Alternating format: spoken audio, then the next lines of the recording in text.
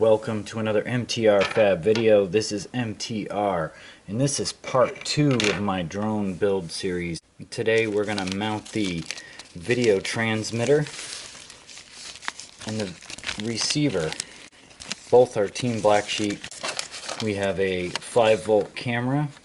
The thing to mention is the TBS Unify Pro Nano has 5 volts out available to power the camera. So I'm actually going to take 5 volts off of the PDB and we're going to wire it to the VTX, the Pro Nano, and then from the Pro Nano we're going to go to the camera.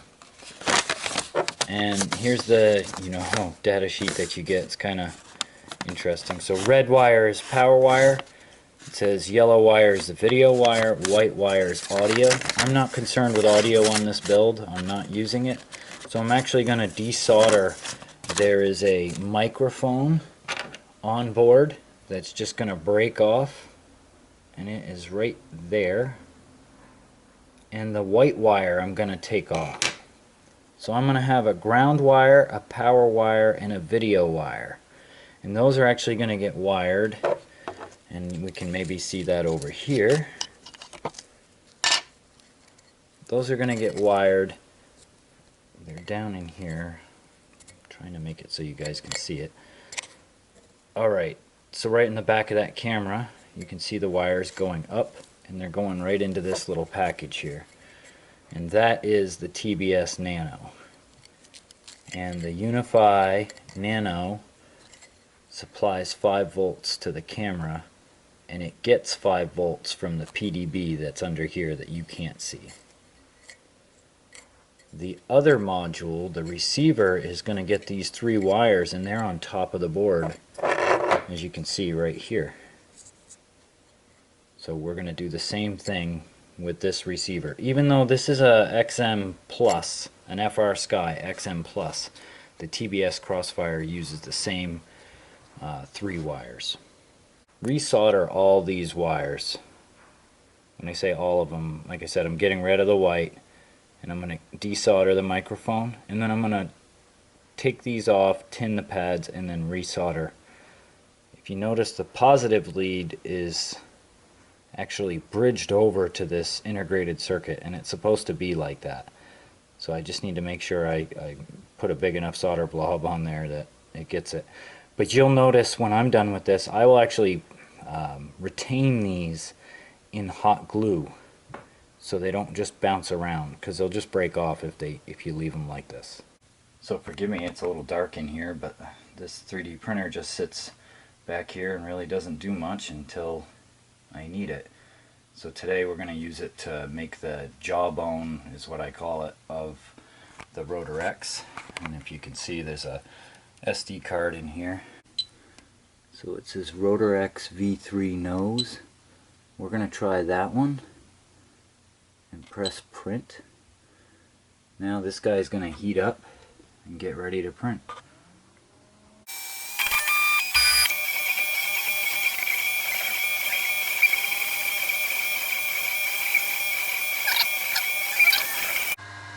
I didn't catch it in time. I came back in to shoot like a mid-shot to show you guys the print process, and I realized I printed a early version of it, so you'll see the one we're going to keep is actually going to be a little bit different than this, but this took a couple minutes to print. I got the other one working right now.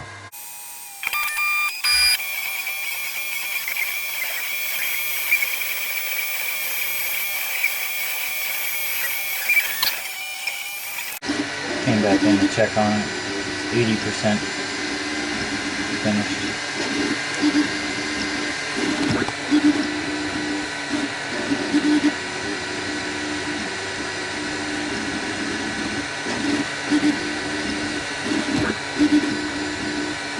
All done.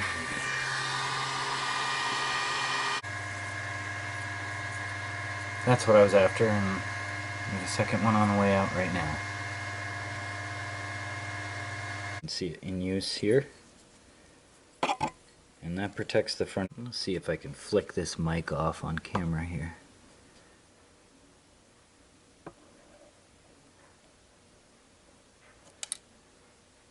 Okay, there's one.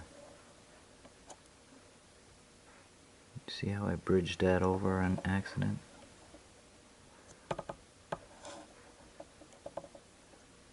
There we go. I don't know if that looks any better to you, but I did get a lot of that solder off. So now I'm going to flick the rest of these wires off and strip back, cut back some fresh wire. And then I'm going to actually apply them more standing up, because that's likely the way they're going to be. So this is hard to do on camera. Black, yellow. And this is the one that's bridged. I have my 3 wires I'm going to use. And like I said, I'm going to tin these out and then just kind of kink them over. So when I'm putting them on, I've soldered it and it's already bent in the direction that I'm going to use it. So I'm not bending the joint after. Part of what's great about this soldering iron is it just kind of sits where you want it to. And I'm actually going to tin this wire, that being nice and stationary. There it is. Alright, so now you see what I got. It's a nice little 90-degree hook, and it's still way too long. So I'm actually going to snip a little bit off, just like that. And then I'm going to apply that. Alright, so I actually redid the red wire off camera, and this is what I was going for. So you see that's the bottom of the camera where the wires come in, and how I've got the wires essentially coming straight off the board, and that's the best way to run these for this application.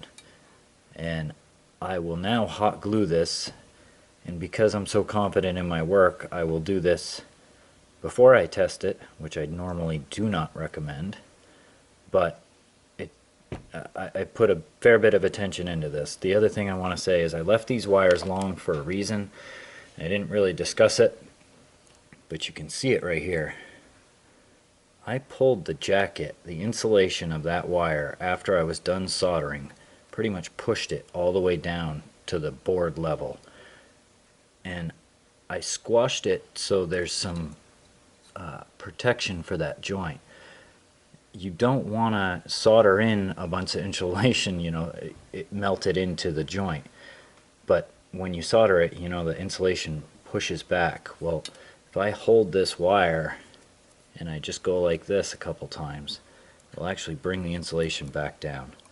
So before I hot glue it, you can see what's got to happen here. So these are the camera mounts that I was telling you about earlier, and maybe it was in part 1 that I mentioned that the original ones were injected molded plastic, which I'm actually going to use instead of this TPU crash.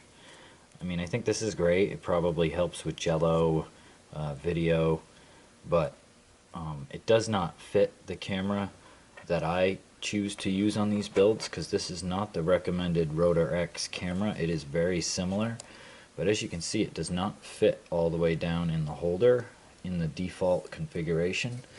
But here's the same camera and it's down in that holder, and how I did that was I Dremel out this section below it.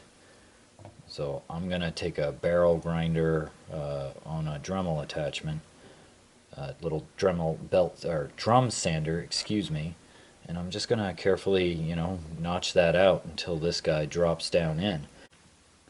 So here's the modified mount. You can see I basically took the lip out of it.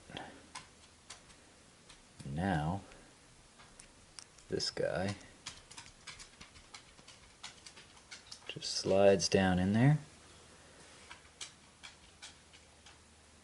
It fits perfect. So now I'm going to hot glue around the base of that. Camera glued in place. I will recommend, I probably should have checked the focus before I glued the whole thing in like this, but I try to glue these wires down as soon as possible. You can see how gluing them down makes for a good strain relief.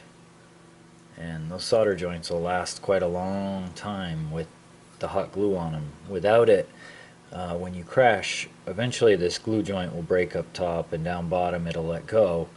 And you'll be able to move the camera in and out, but it'll just stay in there. So sometimes when you crash, you might have to, pop it back in the mount. And if you have this hot glue on there, it'll go in and out, hundreds of times before you have an issue with a wire. So the next step is to wire this camera to the video transmitter. And the video transmitter is right here. And like I said, it's a TBS Unify Pro Nano. The wires from the camera to the video transmitter are probably only realistically about 1.5 inches long. So that's how long these wires are going to end up being. And then I need 2 wires to go down to the power board to the Maytech. And we'll use some of the wires provided with the video transmitter. So I'm going to take this out and we're going to read some instructions, and I'll be back with you guys in a minute. Got the flight controller flipped up, looking under the stack. Now I'm looking for the 5-volt side, which is the side you can see right now.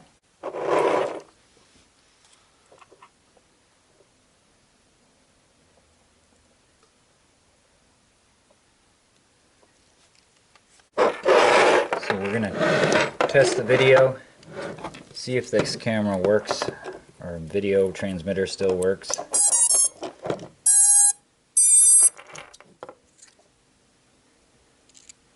We got nothing.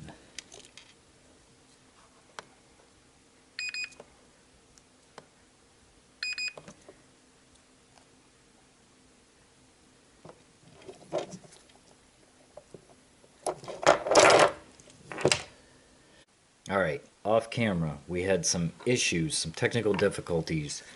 While I was soldering all those wires onto that VTX, apparently one of the surface mount components fell off. And when it fell off, it wasn't like it was a cold solder joint, because one side of it clearly just fell off. The other side took some of the solder mask with it, and unfortunately there's no repair for it. There wasn't anything left to scratch up to maybe put a solder blob to. So that VTX is done. That's kind of a part of the hobby, so you can't let it discourage you. Unfortunately, I don't have another one handy. I'm going to order one tonight, or order a couple tonight. I use them on all my builds, so I'm not gonna be upset about it. It's about $20 for one of those, and it's a part of it. So I lost out today, and I'm going to conquer. I will get another one, and when I do, we'll put this all the way together and we'll finish it. But this is where the video is going to end for tonight. If you guys liked what you see, I know we're kind of slow moving here, but it is what it is. We keep building and we do it, and we show you the bad with the good. So please like, comment, subscribe, share, and keep going. I'll see you guys next week. I'm out.